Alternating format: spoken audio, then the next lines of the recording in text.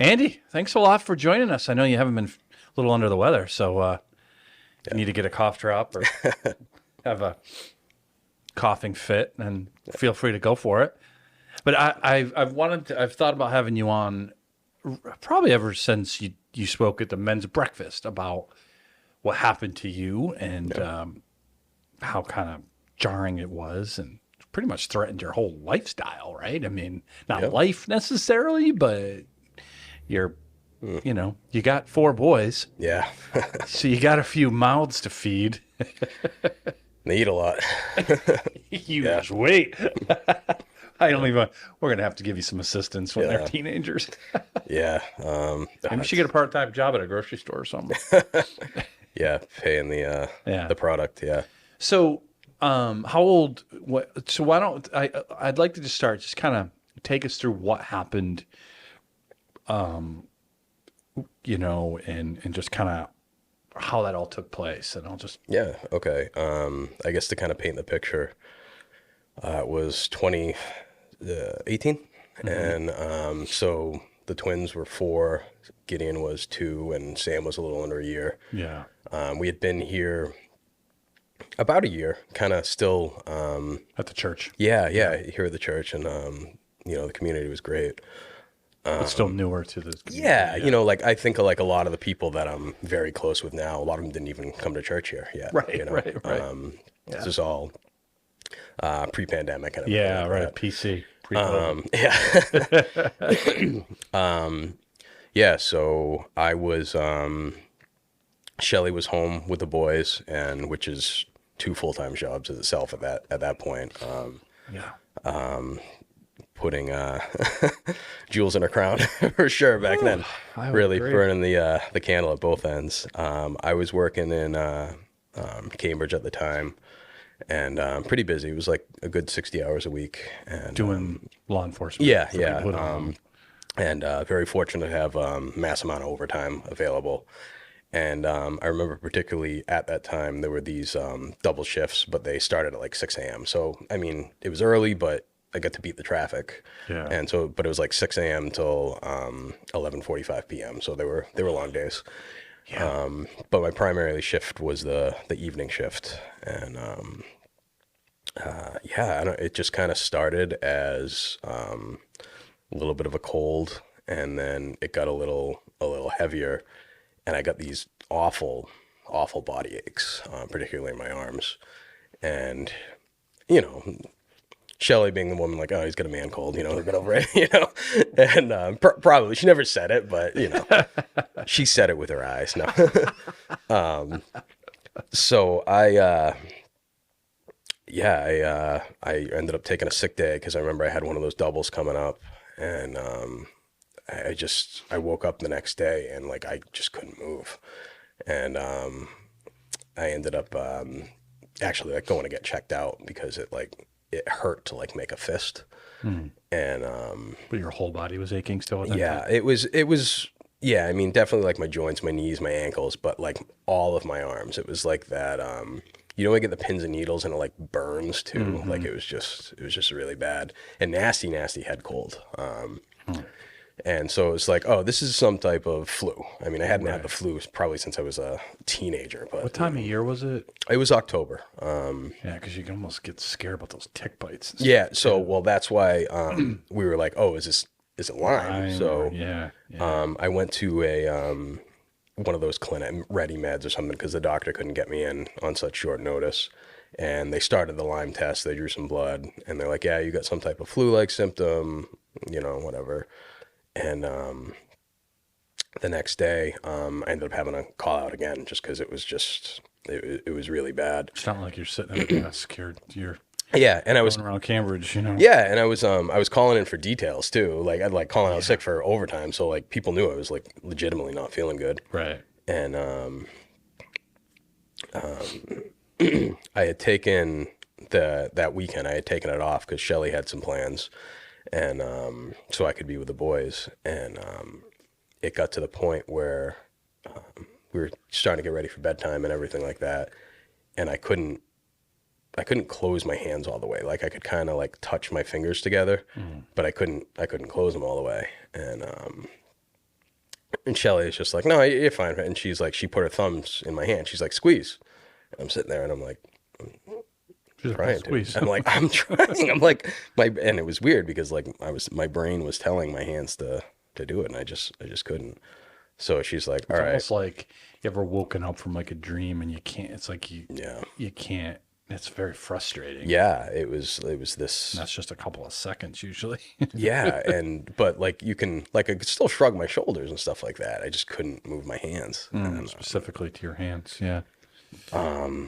And she's just like, all right, we'll call the on-call nurse again. Just let's get the kids to bed. And it was, I'm a pretty hands-on dad, and they were all, and they'd asked to be picked up and stuff like that. And I was like, I can't pick you up right now, And Yeah. Drop them.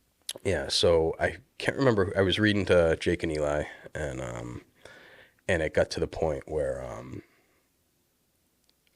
I couldn't turn the page on the book.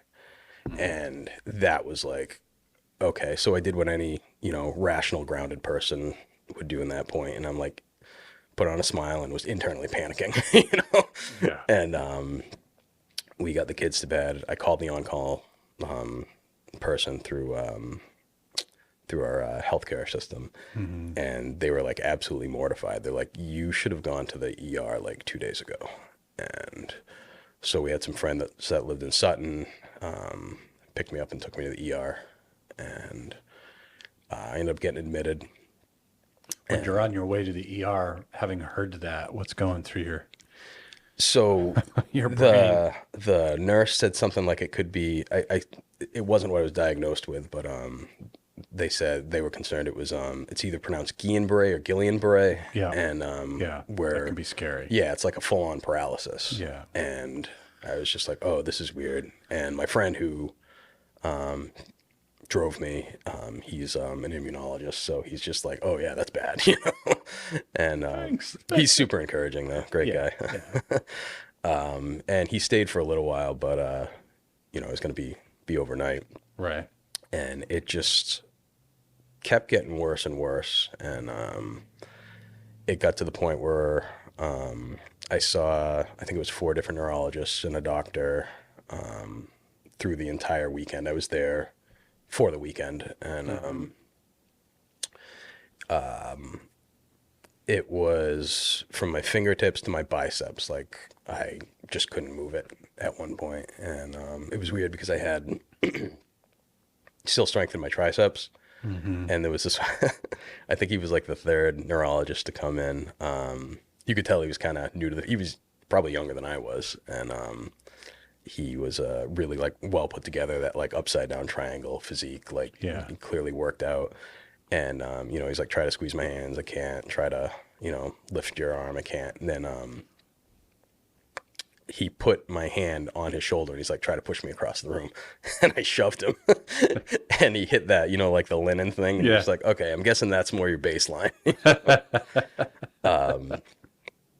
But well, you're probably thinking I'm not going to be able to do this. yeah, but it was, I remember I wouldn't eat anything because I was so worried that I was going to have to go to the bathroom and I wouldn't be able to wipe myself. Oh, so I was like, yeah, gosh. so it was just absolutely, I was mortified of that, And I remember, Yeah. I remember I can't remember, one of the neurologists came in and she said she was concerned it was going to be that Guillain-Barré. And I'm like, all right, so what does this mean? And I guess what they do for it is they give you some type of medication that does fully paralyze you and like that. And then they do the treating like that. And I think that was the first time that I like really kind of like broke. And I'm like, I need a minute. And I can't remember if she left or not, or just kind of like went in the hallway or then came back. And because I was just thinking of, Gideon and Sam, they were so little and like trying to like reach for me to pick them up, and just a couple days I couldn't, and I didn't know what it was going to be.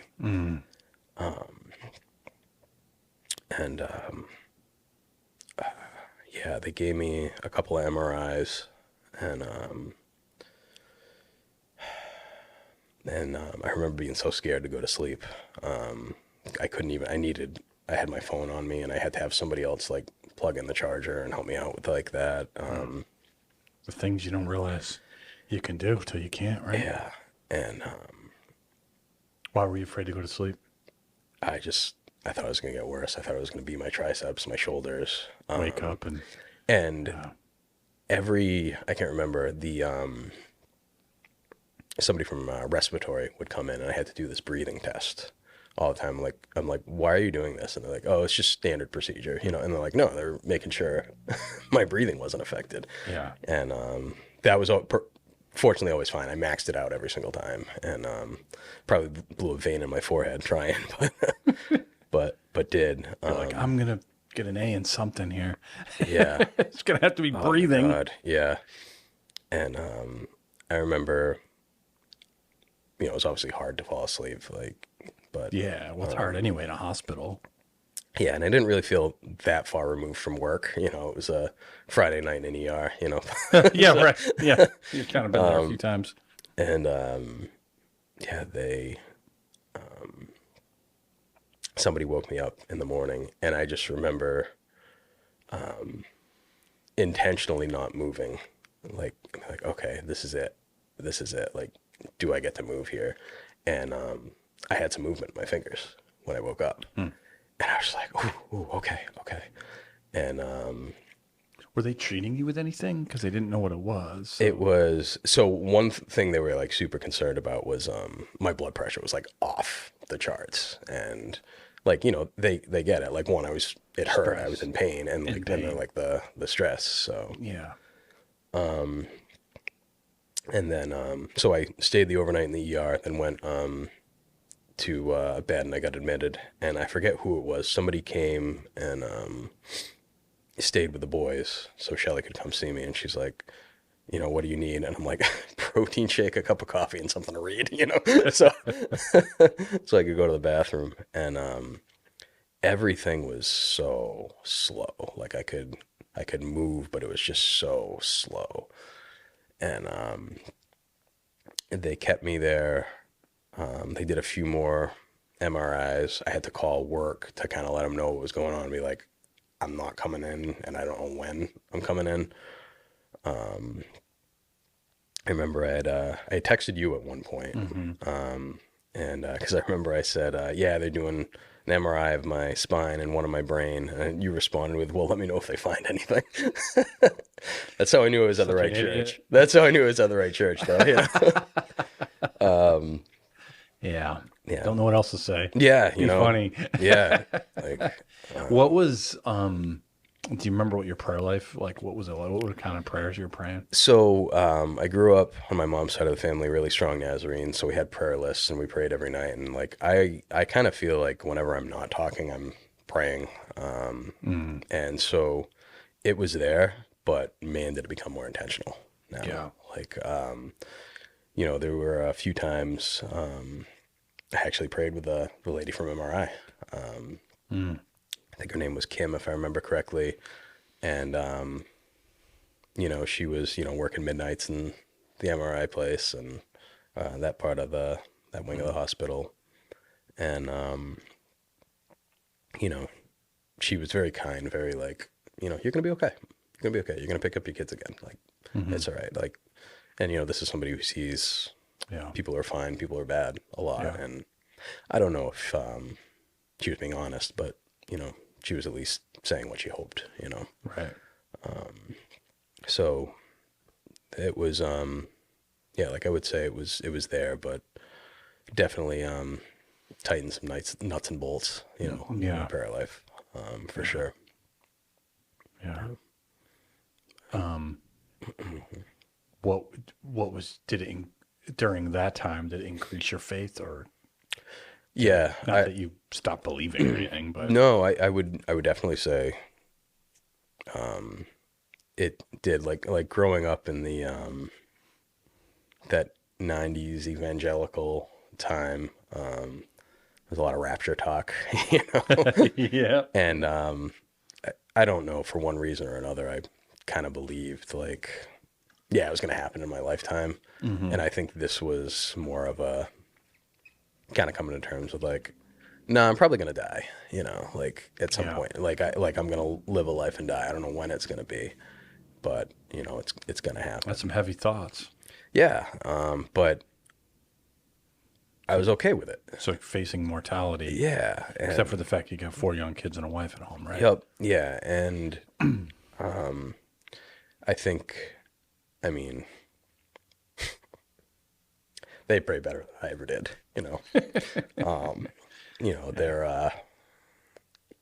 they pray a lot.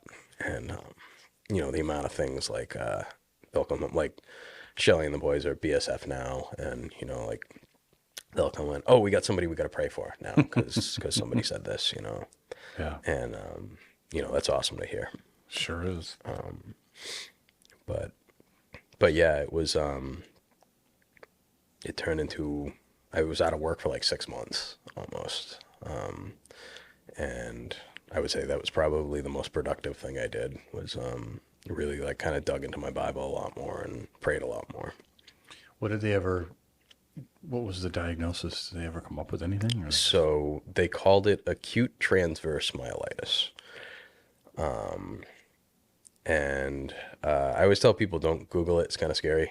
And don't Google anything. Yeah, seriously. When it comes to medical. And the way it was termed to me is basically at some point your immune system, it's their response to a virus that you do get. Like it's not caused by the virus itself, and your immune system, in addition to attacking the virus, will kind of attack basically your nervous system. Yeah. And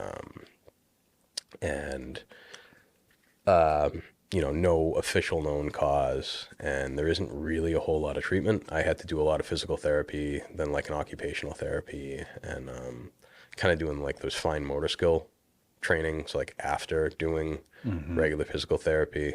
Like I remember I had to like pick up grains of rice, and there was actually like one of the labs, it was like a key turning thing that I had to do, like all these really like fine motor skills. Your biggest thing at work, I would assume, driving and then holding a weapon. Yeah. That's not something you can just kind of be fumbling around with. Yeah, that was, I remember like when I got back, the firearms instructor at the time was like, listen, we could have a qual. And that was, one of the reasons, like, I really made sure I was ready to come back because, I didn't just qual, I aced it, when I came back. So yeah, that was a little scary, but, and things still trigger the pain, here and there, extreme temperature changes, which, fortunately never happens in New England. And, day to day. yeah, that was, those were like some of the harder days, and it's still kind of there. Like my shoulders kind of feel like a couple of days after a tetanus shot. In between like my fingers and my knuckles, it kind of feels like, do you ever use like Icy Hot or any of those? Yeah. Like in between, that's what it kind of always feels like. Yeah. So it's, some days are harder than others, but yeah. It's always there. When you woke up and you could move your fingers, did it get better from there, or did it get worse? So you were in the hospital and you were actually able to move your fingers? Early on, it was about the same, and then it kind of got released you from the hospital because they were comfortable that it wasn't. I think it's funny the way the nurse, but it was like, we can't really do anything for you here. Like you can, like you could stay and we could run more tests, but there's nothing that's gonna, there's nothing for your safety here. And right. And like honestly, they were talking about my blood pressure. They're like, you're probably gonna be more relaxed at home. Yeah. So we did that, and that actually opened like a whole new world of things I wasn't expecting because, I told you the ages of my kids. I had baby gates everywhere, and I couldn't open them because, so it was like stepping on like, baby your blood gate. pressure will probably go down. Yeah. Have you seen my? Yeah. So. Yeah, everything becomes a challenge. It wasn't. Yeah, and it was weird. Like I dropped things, and there's other there's movements that you make that you don't realize that you make. like, I would like knock my hands into like tables or chairs that were pushed out, just because I didn't move it fast enough, or, I tried putting the dishes away and I drop things every once in a while, stuff like that. But, and, it was, I think, physical therapy twice a week. And, So you said you dug into scripture during that time a lot more. yeah, How come? one, it was something to do. Yeah, there's a lot to do though that you yeah. could do. And, yeah, I always liked the, I grew up in church and sat through my fair share of good and bad sermons. And, I always liked the expository preaching, like really just kind of like dissecting, going through verse by verse. And I wanted to kind of read more of stuff like I hadn't read quite as much. And I remember jumping around, like growing up, Psalms, Proverbs, kind of, so the four Gospels, the meat and potatoes, And man, yeah, I remember digging into Ezekiel, and I was just like, whoa. Wow, yeah. I'm still waiting for that sermon where you eat a, paper scroll and say it tastes like honey, I'm not cooking food on poop. I'm not doing that. Yeah, please don't. But yeah, I kind of went through it, and obviously, like, Paul talks about, imitate me as I imitate Christ, and I was kind of thinking, like, are there any good people in the Bible? And yeah, there are, but certainly not without their flaws. Right. And Abraham and Major David. flaws, yeah. a lot of them, yeah. So it was kind of like, I was like, Daniel seemed like a good dude, like, Yeah. So I started and I read Daniel, and I remember just finishing the rest of the Old Testament, like going through like the prophets and stuff like that, and more like Hosea, someone that we don't talk about a ton, but man, that guy had some faith. He went through some stuff and had some faith. Yeah, I sure did. And yeah, I remember going through that, and that's when I reached out to you and Bob later on, because when we're getting to the New Testament, I'm like, I don't want to finish the Old Testament. I don't want to do the New Testament the same way I did the Old Testament. Right in order or whatever. Yeah, and I remember you gave me that Bible reading plan, like, where read Matthew, and then you jumped around, then go back to Mark, Luke, and John, and I shared that with several people since then, and it's been pretty valuable. Do you remember during that 6 months as you're not working, not able to help as much as you want at home, was it up and down, or some like, hey, it's good I'm home, but there's like, I'm scared I'm never going to be back? What was going through your head? Yes, to all of that. There were there were times where I was like, am I ever going to get better? Because, some days I would wake up and I'd be like, okay, like today's better than yesterday. And then other days I would wake up and be like, today is worse than 2 days ago, Yeah, and then you're like, shoot. So you start getting I'm like psychosomatic, man. I'll like start thinking, maybe it's affecting my breathing now. Oh, yeah. Yeah, I mean, all that stuff. There was definitely situations like that. They were usually pretty quick moments. Yeah, yeah. But I always had anger issues. Like, it was just, so it would be this frustration, that I couldn't quite shake. But do you think God, I mean, probably the answer to this is yes, but curious your take, because our strengths are almost always become our weaknesses too, right? Like things we lean on, and you're a do it person. I was working 60 hours, take care of my family. I'm doing this, I'm doing that. I don't need, and now all of a sudden you can do like none of it.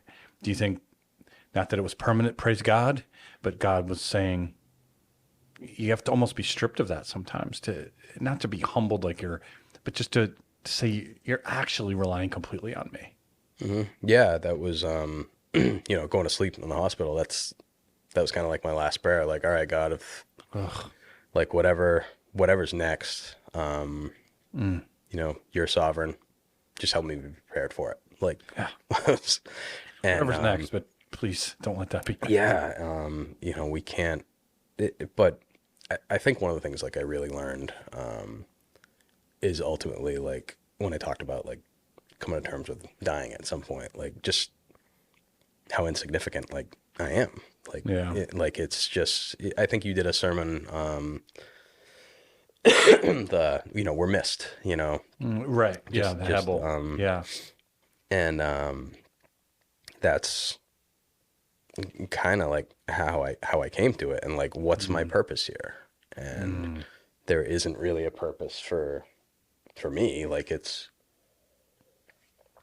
what's God's purpose for me, and like, what's gonna glorify him ultimately, because I don't necessarily matter, Yeah.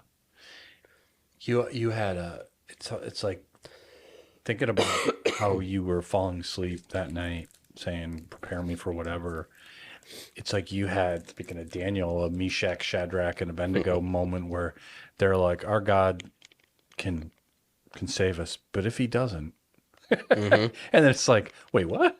Yeah, I mean, Daniel wasn't mentioned in that chapter, so No, I know. Where was Daniel? Daniel, oh, he was too good for that. But they were like, if he chooses not to, he chooses not to. And it's true that how many martyrs, how many strong believers, whether it be martyring for their faith or just circumstances like you were in, God said no. Yeah. That's the hard part. It's like, I know you're sovereign and I know whatever you decide is best, but I still don't want you to say no. Yeah. I know, digging into the word, like, the word's the word, and it's always there. And I've seen lots of unexpected mercies, like, just identify that, like, reminds me of those things, like, talking about like staying faithful, like Hosea did. Yeah. But like Job, like I remember reading through Job, and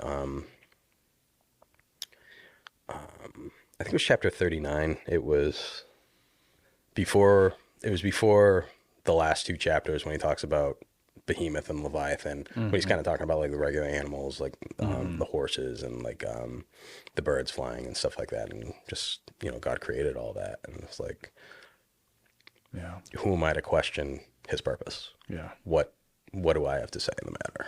Right. And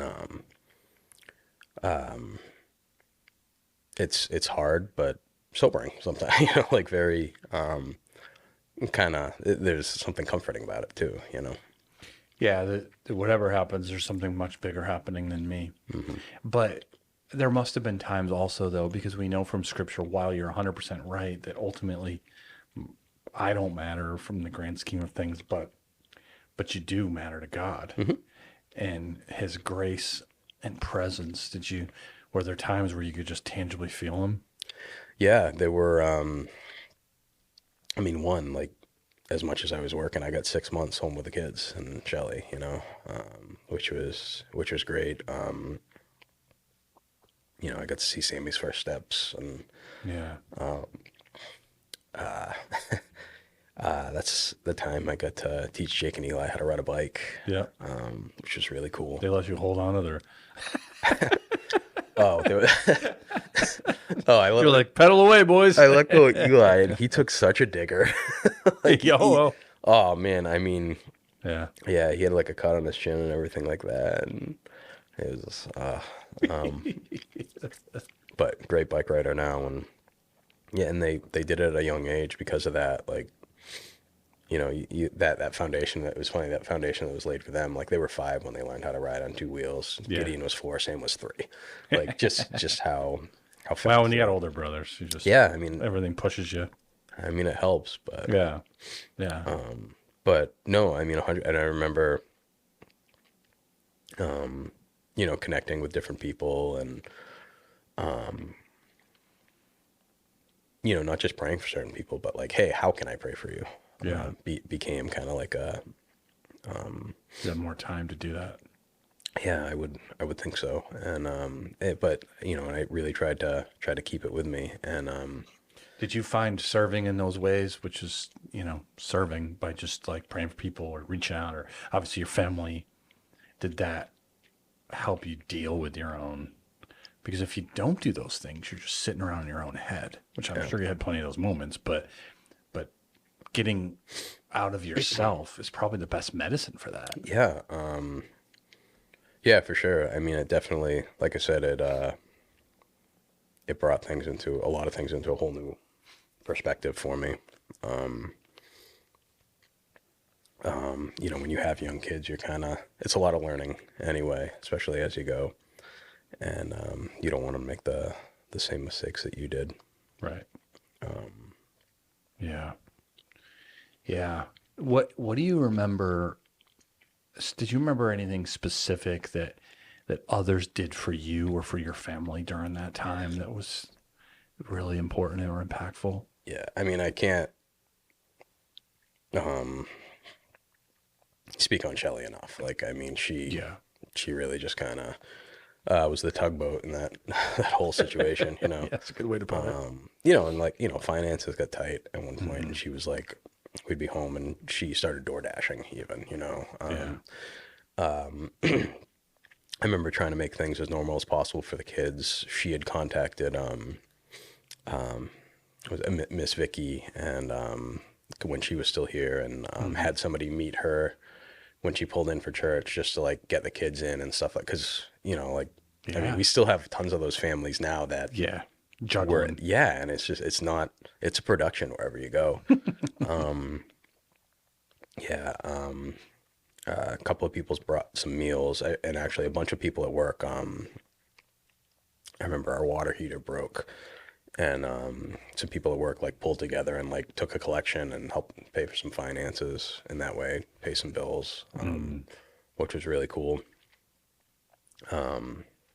Yeah, like I just, the amount of people who really, really helped, and there was a lot of catching up to do after, like, we had depleted a lot of our savings and everything like that, but Of course. Yeah. getting back Because, into I it. mean, you relied so much on overtime and, Yeah.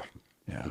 Yeah, I mean, I had like it was on like, it was called short-term disability, Yeah. What's that, and like which was like, 2/3 of your salary? yeah, of your base salary, yeah. Yeah. So, For someone like you, that's not for anyone, but especially when you're usually making well beyond your normal salary. It's yeah. another stress to add to the whole thing. And you must feeling helpless.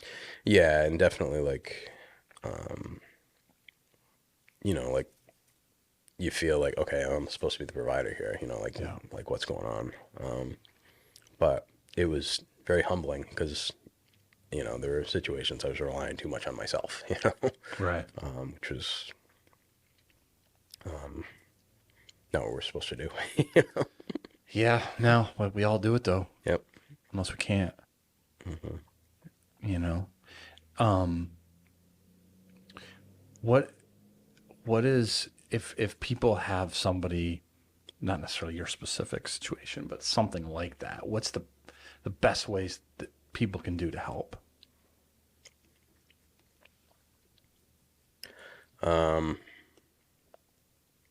Yeah, I'm not really sure other than, I'd say for skill data, ask the appropriate questions, I'm fine is a very common response now. Yeah. And, so I would say if you're in tune to like asking specific questions, like, hey, I'm praying for you is very different from how can I pray for you, Yeah. like, Yeah. situations like that, digging down to the nitty gritty. That's how you really kind of know, like, somebody's asking you an intentional question, Yeah. really tries to care. Yeah. Yeah. Gets more specific and invites you to actually be specific. Yeah. I know the same for me when someone says, how can I pray? It forces me to think about it, Yeah. and obviously in your case, when you're going through that, that's pretty obvious ways. But sometimes you're going through life, you're like, I don't know. I know I need prayer, but I don't know. Yeah. It forces you to be like, oh, actually, this. You can make a list a mile long, And it's easy to hide certain things. Like, most people don't know about like how my shoulders feel and my hands feel on a daily basis. Like, it's just, Yeah. it's something I deal with, Right. But, it's something I go through, Yeah. and you don't know who is going through what. Yeah. That's a really great reminder. It's, we tend to, not necessarily in a selfish way, but we tend to look at everything, including those we interact with, through the lens of our own existence. That's really the only lens we kind of can. We can try hard but it's hard, but it's really important to have that reminder. You don't know what that person, whoever you're face to face with or interacting with, you don't know what's going on at home. Nope. You don't know what they're struggling with physically, mentally, emotionally. It's almost definitely something. Oh, yeah. It may be severe, it may not be, and usually you can tell when it is severe, but not always. Mm-hmm. Yeah. Yeah. Yeah, it's funny because I found out there was a guy that I worked with that was diagnosed with the same thing like 10 years ago prior, you know, and it was just like, oh, and we had this connection, you know? Yeah, right. That's kind of an encouragement for you, because he's like, hey, this is what I've done, and this is, you know. Yeah. Mm-hmm. Have you had not necessarily the same thing, but have you had the opportunity to use that yet for, you know, people who are going through something similar? 'Cause, I mean, it's a little unique. It's not like, you know. Not specifically that. I mean, one of the things that was an eye-opener for me was something I struggled with that, you know, you and I have talked about in previous times. I had struggled with lust and pornography, even like early on, and, you know, crept into my marriage and the rest of my life. And it was a cold, hard stop when that happened. And so it was still a struggle here and there. You were having good seasons and not so good seasons. And you got there, it was like, no. I wonder why. Yeah. And actually, like, I remember being worried about it because I told you Shelly had plans to go away like that weekend and everything. And oh, yeah. I remember asking God, I was just like, hey, God, like, I need you to do something here because I'm not strong enough to deal with this myself. And, you know, my hands stopped working. So, Wow. kind of felt like a divine intervention, you know? So if you take nothing from this podcast, Yeah. stop pornography. Otherwise, you never know. Yeah. And, you know, I did get to connect with somebody at some point. And it was a bumpy road, but he's, I think, 2 years free himself now. And I won't get into specifics about his life now, but, you know, he's seems to be doing pretty well, like, with other things, you know? Well, it's like any other addiction. It's like if you can rewire. Yeah. So that doesn't mean, I mean, we know people who have been not drinking like 18 years and they pick it up again. It's like, what are you doing? You know? So the same thing can happen, but. Yeah. And, you know, I tried, like, that's kind of one of the things about, like, you know, working all the time is, like, a lot of times I'm up late. So, you know, I would tell him, like, call me, text me. Like, I'm probably, if I don't answer, I don't answer. But, like, I'm not going to be mad if you call, especially if, like, you need help. Yeah. There was another, you know, guy who used to come to church here. Same thing, invested a lot of time. He had different addictions. And I said the same thing to him. And, you know, I got some phone calls and texts. And, you know, he's not with us anymore. But, you know, same thing, you know, so that's kind of like the humbling reminder too of like, it's not on me, you know, but, you know, answer the call still, you know, you still have to answer the call. You know, I just thinking about that prayer, God help me. And, you know, we don't know how God operates. So we know some things. Certainly Scripture tells us, experience tells us, but even that, it's still limited to our capacity to fully understand what a sovereign God is doing. Yeah. But it's pretty incredible to think. I mean, God could have, assuming that at least some of that, again, not all of it, at least some of that is an answer to that prayer. Yeah. Right. But he could have just, I mean, he's God. He could have just taken your desire to do that away. He could have, I don't know. But as God, he because probably he's teaching you other things.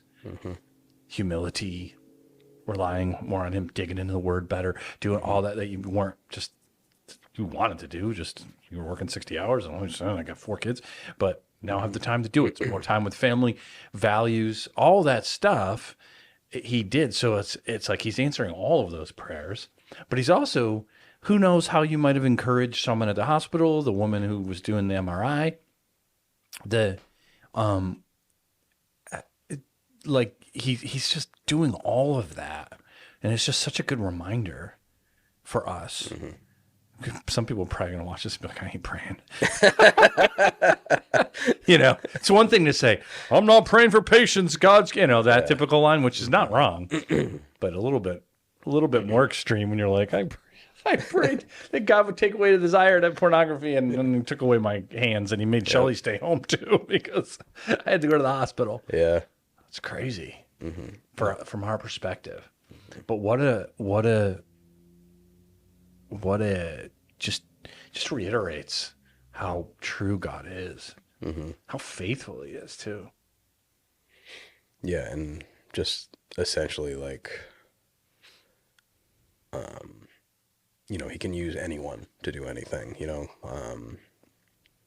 Hebrews 11, like even Rahab's listed from Joshua, like, yeah. Like it's just, you never know who he's going to use or why. Like right now there's a woman named Margie who shared the gospel with my great grandmother, and a guy named Neil who shared the gospel with my father. And if both of those didn't happen, we wouldn't be having this conversation right now. Yeah.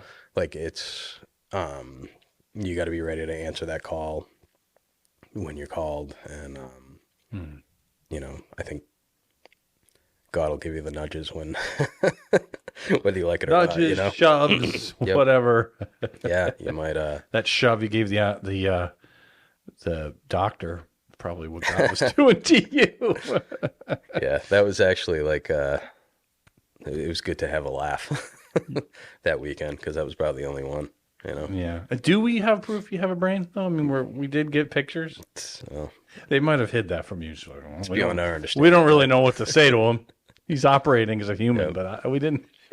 Yep. Yeah. What do you? I mean, your kids were really young. Obviously, Jake and Eli were 5. Yeah. That's still really young. Yeah. Yeah. They turned 5 before I went back to work. Yeah. So. Do you think? What do you? And it's unfair to ask you to answer this, but what do you think God did for Shelley and for them during that time? Gave him patience for one. Especially Shelley. Yeah. It's. I guess it's. Yeah. It's probably not something I can definitely answer. It was great to have that time at home. Definitely got closer with him, for sure. Jake and Eli, they do have, they're regular boys, don't get me wrong, but they do have a sense of maturity a little bit about them, in my opinion, for their age. That, who knows? Some of it's their personality, some of it's a collection of things, right?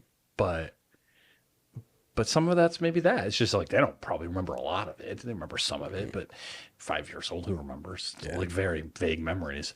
But it's a foundation of they had to maybe even start praying or start in their own way, or seeing mom pray, or trusting God in a way that a typical 5-year-old's just going to trust dad, assuming you have a dad like they had. And who knows, what God... Yeah. That's what's kind of cool about it. And I think what it is an encouragement for anyone who's going through something right now to say, this is hard. We're not going to ask you to, this is great, right? But God is moving in this. He's doing stuff that we would be resistant to if we weren't going through this right now. Yeah, I would, yeah, I'd agree with all that. Like, there's going to be certain times where we just, we don't understand. And, like, that's, I don't know. I think when you're a kid, you kind of think, at least at some point, your parents have all the answers. Yeah. Because, they maintain the rules, Right. Yeah. And to some level, that's how it's supposed to be. And then you learn how few answers they really... Yeah. to be a good parent, I always say you're failing at a decreasing rate. Yeah, you're not wrong. You're not wrong. Or even flatline it. So you're not increasing your failure. Yeah. No, I mean especially I always say Gideon changed my prayer life permanently. Yeah. Nah, that kid. Yeah, 39-hour labor. So, yeah. Well, leave it to you. Did you already decide to name him Gideon? No, that's actually how he got his name. Actually, was during a prayer in the hospital chapel. Really? Yeah, it was Shelley was struggling, and I was sitting there, and they were going to have to potentially do a C-section. Yep. And I was I went down to the chapel. She had finally fallen asleep, and I went downstairs and prayed, and I was flipping through a Bible, and just out of frustration, I closed it because I was like trying to find that perfect verse, you know. You're and I couldn't. And no, and like that's what I said. I said, you know what, God, you're sovereign. You know how this is going to end. And I said that same prayer that I said. You know the outcome. Just help me to be ready for it. And you know, I was holding the Bible there, and that was in the chapel, and I felt this peace kind of like come over me. And Shelley texted me that she just started dilating, and like the process is finally moving. And I was like, oh my God, thank you, God. And there was a light that shined and hit the Bible on like a reflective point, and I moved my thumb and it said donated by the Gideons. Oh, the Gideons. Yeah, so I didn't even think of that. That's how he got his name, you know. Yeah. Oh wow, I never knew that story. That's really awesome. Yeah.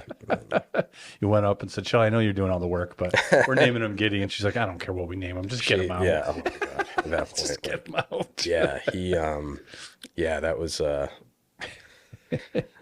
that we had a birth plan, and none of it came to fruition, basically. We plan. Yep. You know. So then you had the opportunity, as I mentioned as we began this discussion, to speak at the men's breakfast, and you were able to really weave in front of a bunch of guys eating breakfast items, not just your story, but especially the pornography. What was that like? What was the reaction you got to that? Like my reaction? No, that's not an easy thing to talk about. Yeah. Ever. I would say that's probably not going as well as I had hoped. It was a couple of people reached out to me, and been doing some check-ins, and it's kind of been a weird season off and on.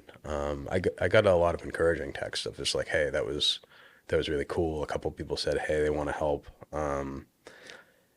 But ultimately, even like that, you know, younger person that I helped a couple of years ago, or even that other person who's not with us, I don't think they were ready. Like, so, you know, some of it's gig on me, like things I should have been harping on people more, or checking in with people a little bit more. And, you know, part of it's like, I don't know, maybe they still love it. Maybe they're still into it, not ready to let it go. And, you know, think of, you know, I got to throw a Tolkien thing in here, you know, Gollum with my precious, you know. You know, I don't know. It could be, it's something like, I just got to trust God with a little bit more and just be ready when, you know, I do get those phone calls of like, hey, I'm struggling with this, you know. And you also, though, don't know. We never do. I preach most weekends. And we don't know whether it's your testimony or your story that you share on a podcast or in a men's breakfast or with one person over coffee, or a sermon or whatever it is. You so many times you have no idea what God did.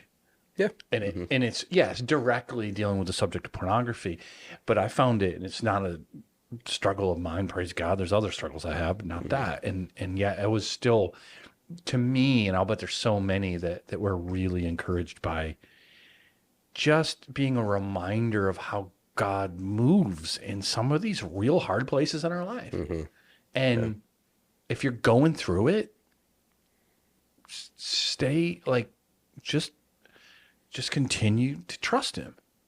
If nothing else, just be like, all right, I hate this right now. Yeah. But God's doing it. He's doing something. He's not leaving me. And the enemy's trying to get me to leave and run. But Oh yeah, the enemy wants it. that. Yeah. And God's like, you're mine. And so there was so much encouragement there, regardless of people who, and I'm sure there's more guys struggling with pornography there than not, probably, given the statistics. Yeah, they're not good. So The statistics are terrible. Yeah. They're really bad, and it's something people don't want to talk about. Yeah.